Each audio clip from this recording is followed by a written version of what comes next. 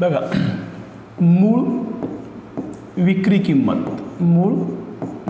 किंमत आता या प्रश्नामध्ये बघा या ठिकाणी 3 आहे आणि 10% तोटा होतो, म्हणजे 9 आणि 3च्या लसावी घ्यायचा, तो घेऊ आपण 270. ही मूळ विक्री किंमत आहे. याच्यानंतर त्यांनी काय सांगितलं, जर त्या किमतीच्या 2/3 किमतीला विकली, जरची कंडिशन आली, जर विकली, मग विक्री किंमत काय होईल जरच्या नंतरची 270 चे किती करायचे 2/3, 3 1 3, 3 9 27, 9 2 किती होतात 18, 180.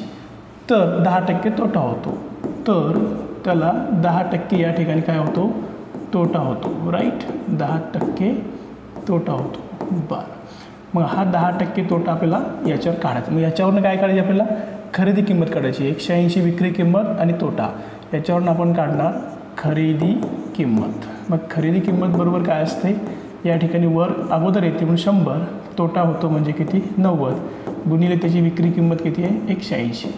हा 0 कटला, 9 2 18 कटला, म्हणजेच खरेदी किंमत किती आली 200. आता ही आहे महत्त्वाची खरेदी किंमत, बरोबर.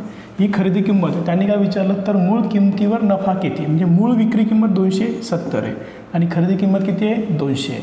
मग या ठिकाणी खरेदी किंमत जास्त का विक्री किंमत जास्त, तर विक्री किंमत जास्त, म्हणजेच काय होणार त्याला नफा होणार, आणि नफा शेकड्यात काढायचा आहे, बरोबर आहे. मग शेकडा नफा किती आहे, तर काय करणार आपण 70 रुपये नफा आहे, किती रुपयावर 200 रुपयावर, 200 रुपये. हे 0 कटला, गुणिले परत किती 100, मग परत काय होईल हा 0 या ठिकाणचा कटतो, मग 10 7 70, 70 भागिले किती 2, म्हणजेच किती येतात 35. तर त्याचा नफा किती टक्के राहील 35% राहील, म्हणजे उत्तर किती येईल 35%.